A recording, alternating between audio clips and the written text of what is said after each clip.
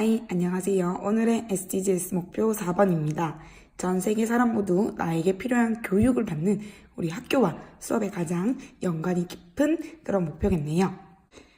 자, 오늘은 21번째 내수공입니다. 교과서 113쪽부터 116쪽까지 오늘은 새로운 단원이죠. 수열이라는 새로운 단원으로 들어가 보도록 하겠습니다. 그러면 우선 수열이 무엇인지에 대해서부터 공부해 보도록 할게요.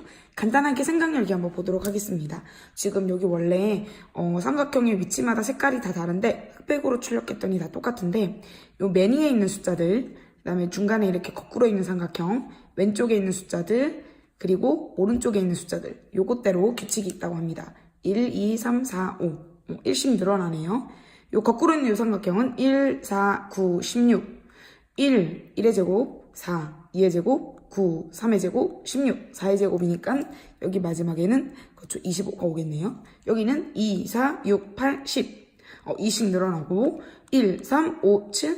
그렇죠, 9가 되겠죠. 이렇게 규칙성 있게끔 수를 나열하는 것을 우리는 무엇이라고 하냐면 수열이라고 합니다. 원래는 아무렇게나 수를 나열하기만 해도 우리는 수열이라고 하는데 우리는 그냥 아무렇게나 나열된 숫자 말고 규칙성 있는 숫자의 나열을 수열이라고 하고요. 그럴 때 요거 하나를 우리는 그 수열의 항이다라고 얘기를 합니다. 그런데 이제 항에도 순서가 있잖아요. 그쵸? 그래서 맨 앞에 있는 놈을 첫째 항, 둘째 항, 셋째 항, 넷째 항 혹은 제1항, 제2항, 제3항 이렇게 쭉 부릅니다. 쭉 계속해서 가고 있는 이런 항들에서 n번째 있는 항을 n째 항 또는 제-n항이다 라고 많이 부르고 얘를 기호로는 어떻게 표현을 하냐? 첫 번째 항을 첫째 항, 제1항 그런데 얘를 우리는 어떻게 표현하기로 했냐면 A1 아래 첨자에 이렇게 쓰기로 합니다. 그 다음 두 번째 항은 A2, A3 해서 n번째 항을 AN이다. 이렇게 아래 첨자로 쓰고 이 n번째 항을 우리는 뭐라고 하냐면 그 수열의 무슨 항? 일반항이다 라고 얘기를 하고요. 수열에서 가장 큰 목표는 무엇이냐면 바로 이 일반항을 구해내는 것이다 라고 하고 이런 일반항을 우리는 보통 이렇게 수열의 기호를 우리는 중괄호를 씌워서 이렇게 표현을 하도록 합니다. 수열을 또 다르게 생각을 하면 어떤 거냐면 자, 첫 번째 항을 A1에 두 번째 항을 A2에 세 번째 항을 A3에 각각 대응시켜주는 자연수 전체 집합에서부터 실수 전체 집합의 함수라고 우리는 생각을 할 수 있고 그 함수식이 결국 수열의 일반항이다. 즉 우리는 n에다가 어떤 값을 다 대입 내가 예를 들어 10번째 항을 구하고 싶어. 그럼 10을 대입하고 20번째 항을 구하고 싶어. 20을 대입하면 모든 항을 다 구할 수가 있습니다.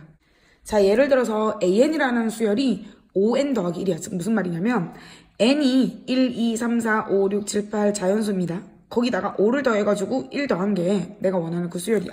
그러면 첫 번째 항이다 라고 하는 것은 n이 1일 때니까 얼마? 6이겠죠? 그러면 두 번째 항은 n이 2면 5 곱하기 2 더하기 1이니까 11.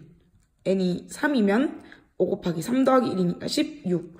n이 4가 되면 21. 이렇게 쓸 수가 있겠죠. 자, 일반항을 한번 추측해 보도록 할게요. 첫 번째 항이 2, 4, 8, 16, 32. 어떻게 되는 것 같아요? 처음에는 2씩 늘어나는 줄 알았더니 잘 봤더니 곱하기 2, 곱하기 2, 곱하기 2. 즉 2씩 계속 곱해서 나간다. 그쵸? 그렇구나. 그러면 얘를 2의 거듭제곱으로 우리는 생각을 할 수 있고 그럼 얘가 2의 n제곱의 형태다.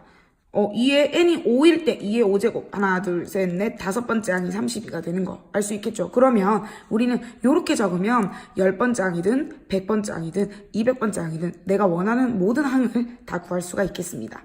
두 번째는 분수로 이루어진 수열인데 분모 분자를 따로 한번 보도록 할게요. 분모는 1, 2, 3, 4, 5, 6, 7, 8, 9, 10 늘어날 것 같고 분자는 2, 3, 4, 5, 6, 7, 8, 9 그러면 얘는 일반항이 어떻게 생겨 먹었을까? 분모는 n번째 항의 분모는 n이겠죠. 그러면 n번째 항의 분자는 지금 분모와 분자 사이에 어떤 관계가 있는지를 볼게요. 분자가 무조건 분모보다 1만큼 크죠. 그래서 얘는 우리는 얘를 이렇게 표현할 수가 있겠습니다. 자, 그런데 우리는 이런 수열들 중에 특별한 규칙이 있어서 이름이 붙은 수열이 두 가지가 있습니다. 그 첫 번째가 오늘 배우게 되는 바로 등차 수열이다 라는 겁니다. 한자 뜻을 설명하면 등, 같을 등, 차이가 동일한 수열이다 라는 거고, 우리 다다음 시간에는 등비, 비가 같은 수열이다 라는 것도 배울 겁니다. 자, 그러면 등차 수열이 어떤 건지 한번 보도록 할게요. 예를 들어서 1, 3, 5, 7, 9 이런 수열은 첫째 항 1에서부터 계속 이만큼 이씩 더해져서 만든 수열이죠. 자, 그래서 이렇게 첫째 항부터 차례대로 일정한 수를 더해서 만든 수열을 우리는 등차 수열이다 라고 얘기하고요. 이 더하는 일정한 수열을 여러분들이 좋아하는 공차라고 부릅니다. 얘는 그러니까 공차가 2인 등차 수열이다 라고 얘기하고요. 보통 이 공차를 우리는 보통 D라고 많이 표현합니다. 왜냐하면 common difference, 이게 차이란 뜻이지. 그래서 무슨 말이냐면 선생님, 일정한 수를 더하여 만든 수열인데 왜 등더 혹은 등합 수열이라고 하지 않고 등차 수열이라고 하냐면, 반대로 이만큼 더했으니까 여기에서 얘를 빼면 2, 그 다음 항에서 그 전의 항을 빼도 2, 7에서 5를 빼도 2죠. 그 차이만큼이 계속 동일하다라는 뜻에서 우리는 등차 수열이다라고 이름을 붙게 되고, 결국에는 n번째 항에다가 d만큼을 더한 것이 바로 그 다음 항이 된다라는 걸 알 수가 있습니다. 그럼 예제를 한번 보도록 할게요. 자, 공차를 구하고 네모 안에 알맞은 수를 써넣으라 했어. 자, 그럼 볼게. 마이너스 3이 1 되고 1에서 5 되려면, 그렇지, 얼마만큼을 더해주죠? 4만큼을 더해주니까 이 첫 번째 수열은 공차가 4겠네요. 그러면 4씩 더해져 나가면 얘는 9가 되겠네. 자, 얘는 두 번째 항이 바로 네모야. 그래서 그 다음으로 가볼게요. 마3이 마구가 마15가 되려면 마이너스 6씩 해주면 된다. 그쵸? 그러면 얘는 공차가 마이너스 6인 등차 수열이 되고, 9에서 마6을 해줬더니 여기 빈칸에 들어갈 숫자는 3이 되겠죠. 자, 수열에서 가장 중요한 것은 선생님이 뭐라고 했냐면 일반항이라고 했습니다. 일반항이라고 하는 것은 결국 몇 번째 항을 구하는 것이다. 그렇지, 제 n항, n번째 항, AN을 구하는 것이 나의 최종 목표인데, 등차 수열의 일반항은 어떻게 구할지 한번 생각해 보도록 할게요. 일단 첫째 항이 A라고 주어져 있고, 공차는 common difference, D라고 많이 한다 그랬어. 첫 번째 항이 A고요. 그럼 두 번째 항은 여기다가 D만큼을 더했으니까 A 플러스 D겠다. 그쵸? 자, 세 번째 항은 두 번째 항에다가 또 D를 더해줘야 되니까 A 더하기 D 더하기 D, 즉 A 더하기 2D가 되겠죠. 네 번째 항은 여기다가 또 플러스 D를 해줘야 되니까 A 더하기 3D가 되겠고. 자, 하나만 더 해볼게요. 그러면 다섯 번째 항이라고 하는 것은 네 번째 항에다가 D만큼을 더해줘야 되니까 네 번째 항 A 플러스 3D에다가 또 D를 더해, 여기다가 또 D를 더하면 A 더하기 뭐가 된다? 4D가 되겠습니다. 자, 그러면 규칙을 한번 발견해 볼게요. 첫 번째 항은 A, 두 번째 항은 A 더하기 D, D를 한 번만 더 했어. 세 번째 항은 A 더하기 2D예요, 2D. 두 번. 자, 네 번째 항은 A 더하기 3D야. 다섯 번째 항은 A 더하기 4D야. 그러면 10번째 항은 A 더하기 뭐가 될까요? 9D. 만약에 100번째 항은 뭐가 될까요? 100번째 항은 A 더하기 99D가 되겠죠. 즉, 자, 우리는 어떤 결론을 내릴 수가 있냐? 첫째 항이 A, 공차가 D인 등차 수열의 일반항은 첫째 항 A에다가 공차를 몇 번만큼 더하냐면 n번째 항이라면 n-1번만큼 더해주게 됩니다. 자, 다시 너무너무 중요한 내용이기 때문에 다시 한번 갈게요. 등차 수열의 일반항, 쌤이 얘기했다. 일반항은 몇 번째 항? 그렇지, n번째 항 AN을 구하는 것이 목표다라고 했습니다. 그쵸? 자, 등차 수열이라고 하면 n번째 항을 구했더니 어떻게 생겨 먹었냐? 첫 번째 항에다가 D를 더하는데 D를 몇 번? 그렇지, n-1번 곱해가지고 더해준다. 또 다른 의미로 우리는 어떻게 생각할 수 있냐면 n번째 항에다가 공차 D만큼을 더하면 몇 번째 항이 된다? 그렇지, n 플러스 3번째 항이 된다. 요거는 우리 나중에 수학적 귀납법에서 다시 등장하니까 여러분들 기억해 두시면 좋을 것 같아요. 자, 그러면 연습 한번 해볼게요. 등차 수열 일반항 구해보자. 첫째 항이 3이야. 첫째 항이 3이고 공차가 4래요. 첫째 항 3, 공차 4.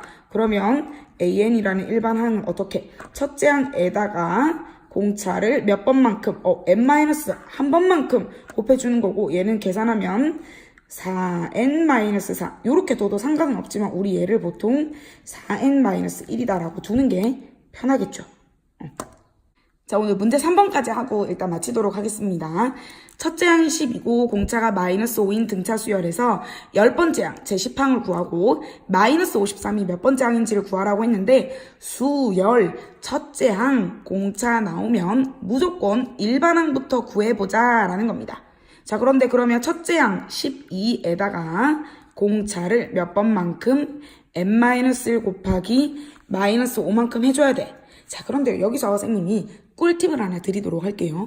매번 이렇게 괄호 열고 쓰기가 힘들어서 우리는 첫째 항과 공차 이 두 가지 정보만 알면, 다시 첫째 항과 공차 이 두 가지 정보만 알면 등차 수열의 일반항은 아주 쉽게 구할 수 있는데, 어떻게 구할 거냐면 공차가 -5잖아. 그럼 얘는 무조건 -5n이다 라고 써주면 됩니다. 그리고 나서는 뒤에 뭐가 필요하냐면, 첫째 항이 12가 나온다라는 말은 n이 얼마일 때, n이 1일 때 뒤에다가 뭔가를 더하기 하든 빼기를 하든 뭔가 지지고 볶아서 12가 나오도록 만들어야겠죠. n에다가 1을 집어넣으면 여기는 -5고 뒤에다가 뭐가 더해져야 되지? 그렇지, -5n 더하기 17을 해줘야 첫째 항이 12가 나오겠죠. 그럼 얘가 바로 일반항의 형태가 만들어집니다. 이렇게 하고 났더니 10번째 항 구하는 것도 되게 쉬워졌어. A 10이니까 n에다가 10을 넣으면 -50 더하기 17이죠. 그러면 -33이 10번째 항이고, 반대로 얘는 뭘 물어봤냐면 뭔지 몰라. 근데 -5n 더하기 17이라는 이 일반 항이 -53이 나오려면 n에다가 얼마를 대입을 해야 되냐, 즉 몇 번째 항이냐 라는 걸 물어보는 거죠. -5n을 넘기면 5n, 17에다가 -53이 넘어가서 +53 바뀌면 70. 따라서 n은 몇 번째 항?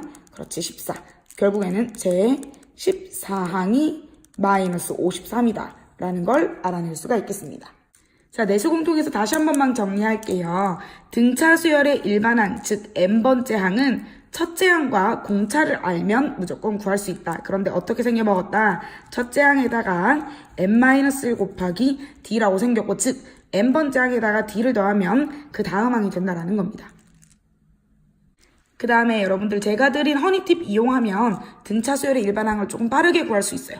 등차 수열의 일반항은 어떤 모양으로 생겼냐면 pn 더하기 q, 여기서 p와 q는 숫자입니다. 상수. 이 꼴로 나타내고 n 앞에 곱해져 있는 이 p가 결국에는 공차와 동일하고, n에다가 1을 대입했을 때 첫째 항이 나오도록 뒤에 더하기 되어 있는 q를 조절하면 됩니다. 자, 연습 한 번만 마지막으로 해볼게요. 예를 들어서 첫째 항이 -1이고 공차가 4입니다. 그럼 얘는 무조건 어떻게? 4n으로 시작을 하는 거야. 그런데 n에다가 1을 집어넣었을 때 -1이 나오려면 뒤에 뭐가 필요해? -5가 필요합니다. 그래서 4n-5다. 오늘의 핵심 내용, 등차 수열의 일반항 구하기, 첫째 항과 공차 D를 알아야 한다 라는 거 알고 다음 시간에 또 이어서 공부하도록 하겠습니다. 여러분 열공하세요.